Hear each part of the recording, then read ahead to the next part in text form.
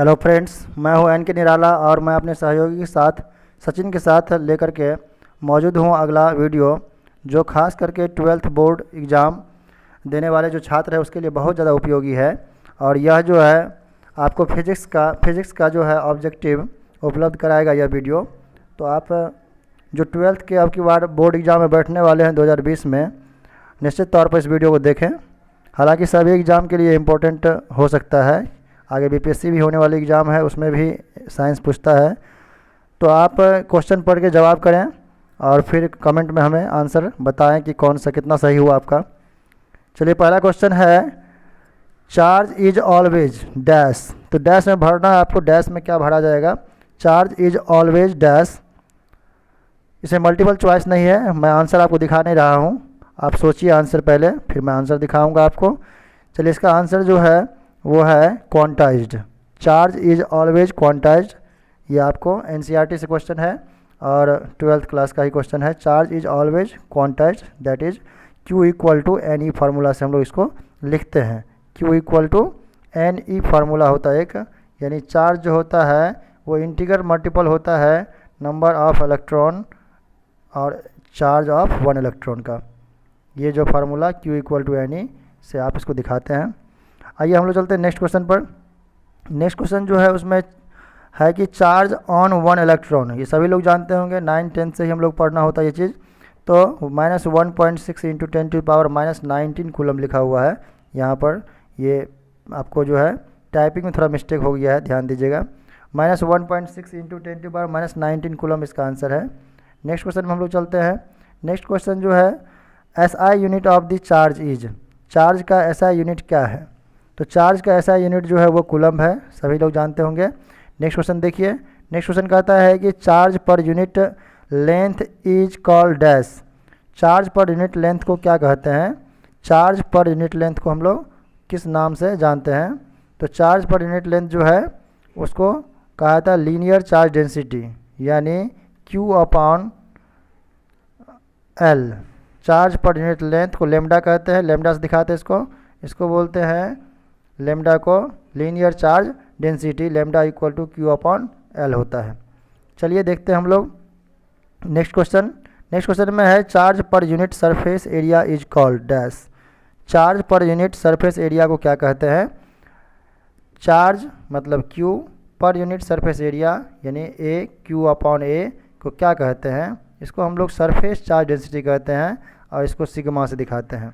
Sigma से दिखाते हैं सरफेस चार्ज डेंसिटी को। आप देखिए नीचे आंसर होगा सरफेस चार्ज डेंसिटी। यहाँ ओवरलैप हो चुका है। 6 में आइए। 6 नंबर में कहता है कि the number of electron present in Q coulomb charge is deducted by the formula. किस फार्मूला के द्वारा आप जो है नंबर ऑफ इलेक्ट्रॉन निकाल सकते हैं कि Q चार्ज में, या कितना भी चार्ज आपको दे सकता है। यहाँ amount Q amount coulomb of charge है, उसमें जो है कितना जो है नंबर ऑफ इलेक्ट्रॉन है, उसको कैसे निकालेंगे? N निकालने का फार्मूला क्या होता है? तो N इक्वल टू Q/E होता है। अभी हम बता रहे थे आपको एक फार्मूला कि Q इक्वल टू क्या होता है? NE। Q equal to NE formula होता है। तो आप यहाँ कह सकते हैं कि अगर हमको N निकालना हो, नंबर ऑफ इलेक्ट्रॉन निकालना हो, तो आप यहाँ से Q/E लिख सकते हैं। तो Q/E इसका फार्मूला होगा। बहुत इंपॉर्टेंट ये भी क्वेश्चन है। चलिए चलते हैं नेक्स्ट क्वेश्चन की ओर।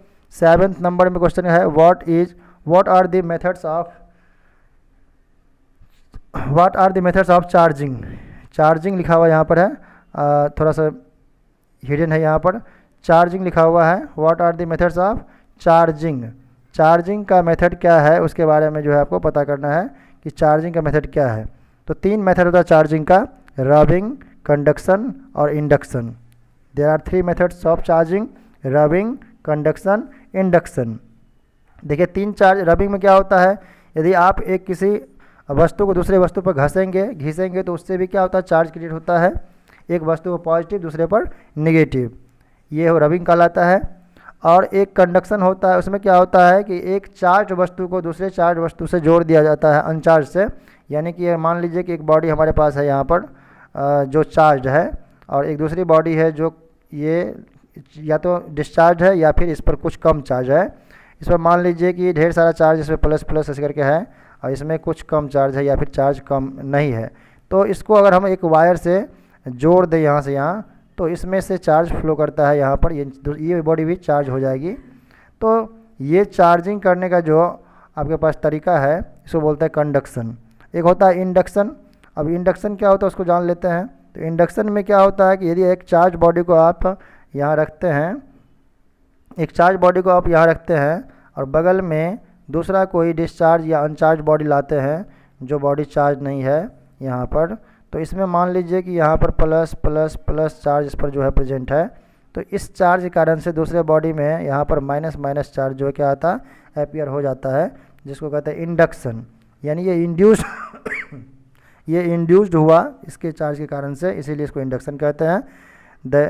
इसका मतलब हुआ कि हमारे पास चार्जिंग के 3 मेथड हुए, रबिंग, कंडक्शन और इंडक्शन। चलिए हम लोग चलते हैं नेक्स्ट क्वेश्चन पर। नेक्स्ट क्वेश्चन जो है वो कहता है कि the value of 1/4 pi epsilon not is, 1/4 pi epsilon not का वैल्यू क्या है। तो मेमोरी बेस्ड क्वेश्चन है, आप इसको याद कर लें।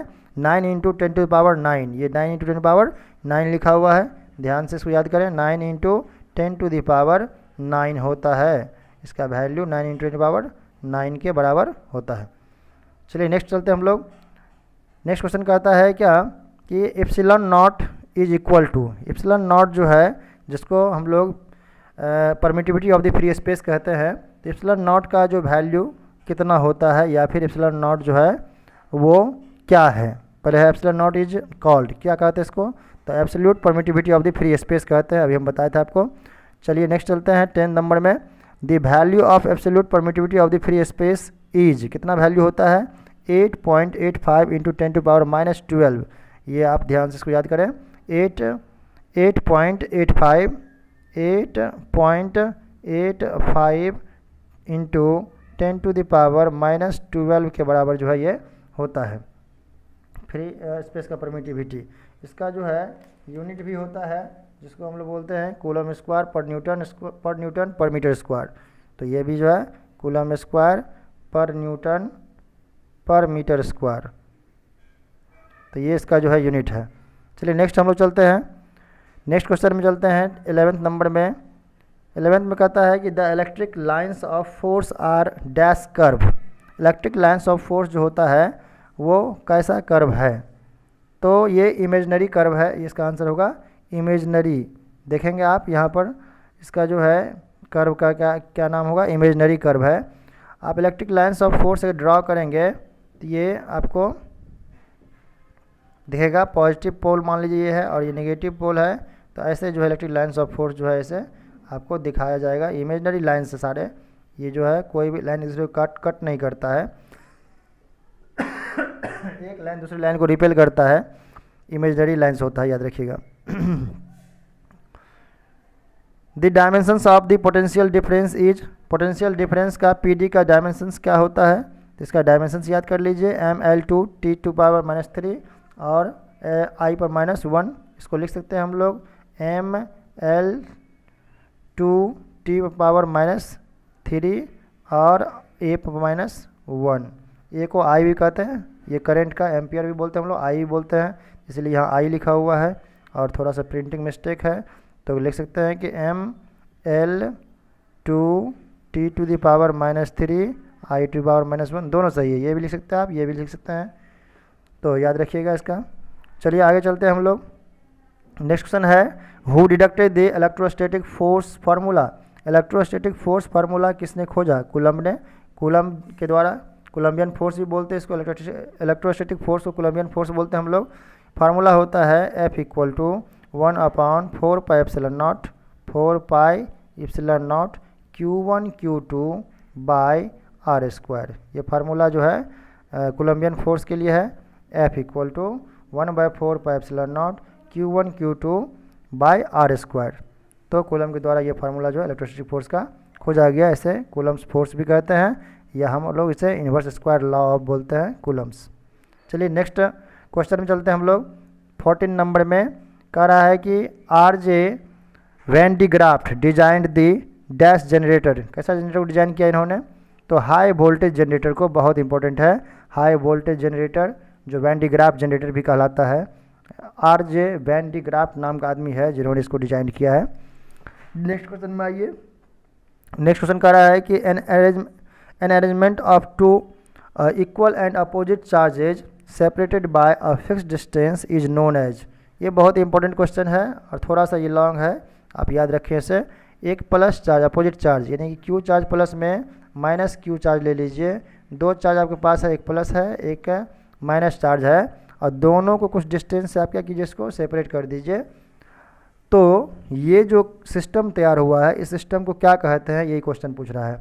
N arrangement of two equal and opposite, Q यहाँ भी है क्यू यहाँ भी है, इक्वल है और अपोजिट चार्ज नेचर का है, ये माइनस है और ये प्लस है। जैसा कि आप जानते हैं कि दो ही नेचर का चार्ज होता है, प्लस और माइनस का ही, तो अपोजिट नेचर का है ये दोनों, और दोनों का मैग्नीट्यूड क्या है, क्यू कूलम इसका भी है क्यू कूलम इसका भी है, और दोनों एक फिक्स डिस्टेंस द्वारा क्या है, थोड़ा डिस्टेंस द्वारा सेपरेट किया गया है। इसको हम लोग जो है डी डिस्टेंस मान लेते हैं, डी डिस्टेंस से इसको अलग किया गया है। तो ये सिस्टम जो है क्या कहलाएगा, ये सिस्टम जो है कहलाता है डाइपोल।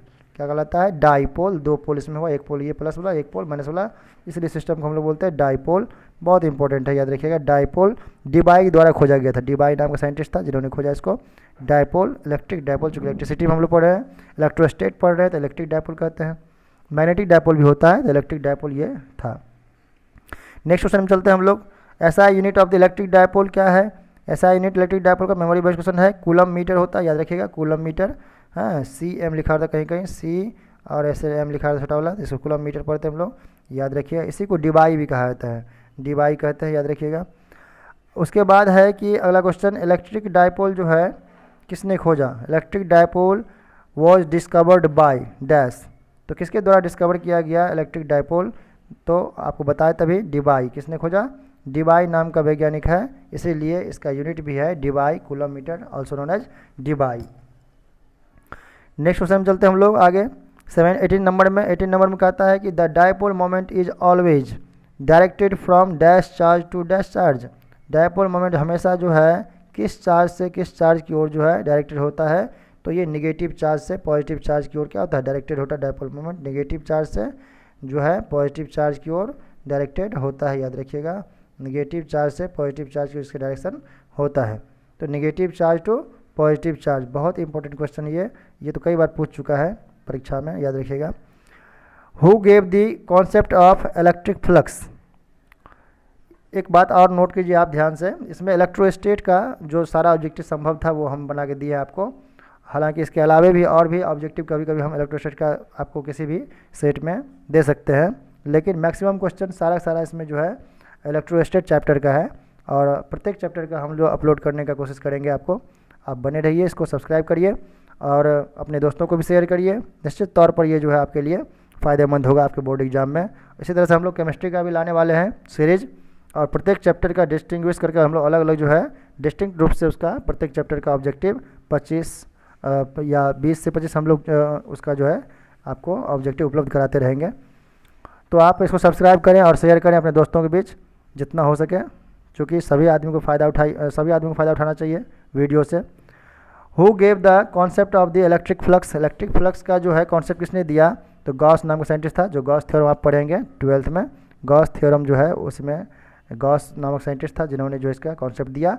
आप पढ़ेंगे फ्लक्स के लिए फार्मूला वहाँ पर याद रखिए।